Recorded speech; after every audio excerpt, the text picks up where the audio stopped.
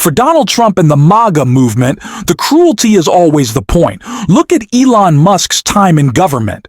He wasn't going after waste, fraud, and abuse. He was going after agencies that held his companies accountable, stealing billions of dollars, and trying to publicly break government so we trusted it less. That is what Donald Trump and his movement want to accomplish. They want us to distrust government so that they can take it apart and give it to their billionaire friends. But that has backfired as we learn more about the damage that Donald Trump and Elon Musk have done, not just in America, but around the world. And it was that damage that left Joe Rogan so stunned that he called out Donald Trump on his own show. We are going to get into it. But before we do, if I could quickly ask you to leave a like on this video, and if you haven't already, and you enjoy our channel, to hit that subscribe button. It goes a long way, and it really does. Conversation with Bono. I want to start out with a clip from Greg Kazar, who called out the damage that Elon Musk would be doing a few months ago, and it's important to take a look at. I'm going to do something that I've never done in a congressional hearing before, and that is plead for help from the American people, plead for help from my Republican colleagues on something that we actually all agree on, because lives are at stake right now. I'm going to start by describing the facts on the ground. Millions of people are at risk of dying of starvation in areas of the world where Democrats and Republicans have already agreed and committed to feeding them with American-grown food for humanitarian reasons and for global stability. But yesterday, I spoke with people in charge of warehouses in Sudan and Ethiopia, warehouses full of food, but because of Doge, that food is trapped in the warehouse out of reach of starving and dying moms and kids. In those two countries alone, 150,000 children and moms are at risk of dying this month if that food is not delivered from the warehouse to them right up the road. Everyone agrees that's not supposed to happen. Republicans voted for this food, and Democrats voted for this food to get out. Secretary of State Marco Rubio says the food should go out as part of his life-saving waiver. Doge Chairwoman Marjorie Taylor Greene started this hearing by saying that life-saving food programs should still be running. We have paid for the food, and we have shipped it, and it is sitting trapped in the warehouse because Doge is blocking the payments needed to get the food out to the people who need it. So here's what that means. It means that kids are dying, and more will die tomorrow, of severe acute malnutrition. If you want nightmares, just Google severe acute malnutrition and look at the photos. The way that healthcare workers determine if a kid is dying of this is they measure their bicep. And if their bicep is less than 4.5 inches around, then that means you could die of starvation tomorrow. Think of a kid's arm fitting through this hole. Think of your kid's arm fitting through this hole. These kids could die tomorrow. You've heard today about the waiver for life-saving humanitarian assistance, and all I'm asking is for Rubio's waiver to be made real. People watching at home, you can do something about this. I know many of these hearings are live on Fox News. I'm a Democrat. For many of the people watching, you may not agree with me on many issues, but I think we can all agree that this food needs to get out of the warehouse and to these kids. I've gotten phone calls from conservative friends, people of faith that moved to Africa to live out their faith of I was naked and you clothed me, I was hungry and you fed me, and they agree that this food should be given out. So call your Republican congressperson, call the White House, tell them you know they didn't mean to do this, but that this food needs to go out tomorrow. If you're in the press, cover this story. Ask questions about Ethiopia, ask questions about Sudan, tell the world about this. And to my Republican colleagues, Doge is not going to listen to me, but you can fix this. Pick up the phone, make a phone call, y'all could save lives today. Send an email. Please, put politics aside, get the food out of the warehouse, save these kids' lives. You can save these kids' lives. With that, I yield back. The gentleman yields without objection, and I'm entering for the record a post from the World Food Program that states we can confirm that the recent pause concerning in-kind food assistance to WFP purchased from U.S. farmers with Title II funds has been rescinded. This allows for the resumption of food purchases and deliveries under existing USAID agreements.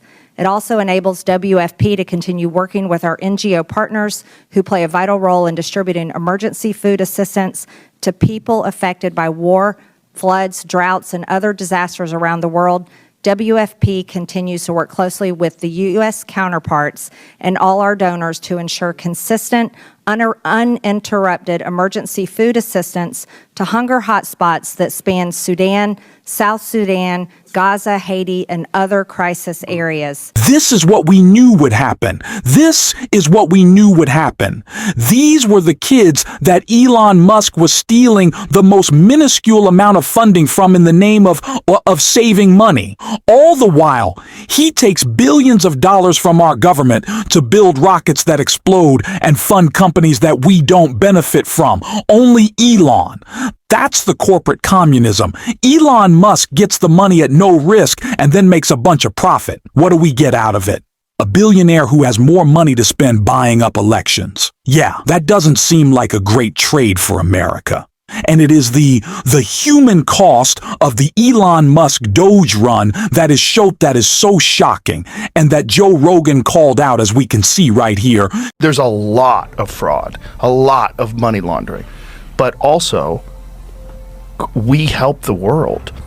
And when you're talking about making wells for people in the Congo to get fresh water, when you talk about food and medicine to places that don't have access, like, no way that should have been cut out. And that should have been clear before they make these radical cuts. Like, there's got to be a way to keep aid and not have fraud. And you can't say we're going to kill everything so that there's no fraud. But then you're killing all the good, and you're doing it without letting anybody know it's going to happen. So it's not like they had 3 years to prepare. Let's build a new infrastructure. Let's make sure that everything's set up. They wanted change, and they want to change quickly. And due to the nature of American politics, they have about 2 years before the midterms, right? So everything has to get done as quickly as possible. You have to show a growth in GDP. You have to show that the economy's booming again under these ideas. Make America first, tariffs for the world, bring back American manufacturing, and this mad rush to do it all as quickly as possible while cutting out as much waste as possible. Yeah. But the ironic thing is, even though Elon Musk has proposed all these things and the Doge committee has proposed all these things, they've made no cuts in terms of the budget. They've cut nothing. They vote against it. It's such a tiny part. I mean, if it's big government or whatever, people want to shrink. I get the instinct, but the life-saving part, yes, it's like the little finger of the giant. Right, exactly. I mean, and I've met all these people, and I'm sure there's part of it, I think about 10% of it goes to things like governance and, human rights organizations. You might say that's political and we shouldn't be involved in that. And there's reforms, I imagine, that might have been necessary. But just have the reforms. But to destroy, to vandalize. I mean, it felt like with glee, these life support systems were being pulled out of the wall. If even Joe Rogan can recognize that the speed at which Elon Musk and Donald Trump went through these cuts just fundamentally showed that they weren't interested in actual change, that they were only interested in the publicity stunt, that they didn't care about who they were impacting, is incredibly important. I think the message of incompetence is one that really hits home with people when we talk about what Donald Trump's administration is doing. This is someone who promised on day one that he would be making changes that would make your life more affordable, that would make your life better, that would improve the country. None of that has happened. This is someone without a plan. In fact, Donald Trump admitted yesterday, as we talked about in a video covering his speech at a steel mill in Pittsburgh, that he's just making up his tariffs on the fly. He has no plan. He has no ideas. He doesn't know what he's doing. It's the man with the most broken brain in America using whatever thinking it. That is something that should scare all of us, especially because these people Donald Trump has surrounded himself with. One, they don't understand government, but two, they hate it. Which, by the way, going to cost a pretty penny. Does Donald Trump care about that waste? Absolutely not. But it's more than just the cost. Jen Psaki broke down some of the other factors that just show this is all a shame. We are certainly going to be on this show every single day. This is a moment in which we have so much agency. We can change people's minds. If Joe Rogan is having his mind changed, if Joe Rogan is telling his audience about the failures of Doge, the failures of Elon Musk, the damage that these cuts have done, I don't think there's anyone in America, or there shouldn't be, who's not a psycho, who doesn't think we should spend a little bit of money making sure kids around the world aren't starving. It is a beneficial program not only to the political well-being of America's standing in the world, but have some humanity, and I think we can talk that way. Well, we don't need to, break down the specifics of each agency and who's direct. It's just about humanity. Isn't this what America's for? Let's take that mantle back. We're going to be trying to do so on this show every single day. And if you want to support that, as always, you can hit that subscribe button, leave a like on this video, and if you stuck around to the end, drop a blue heart in the comments. And until next time, I will see you soon.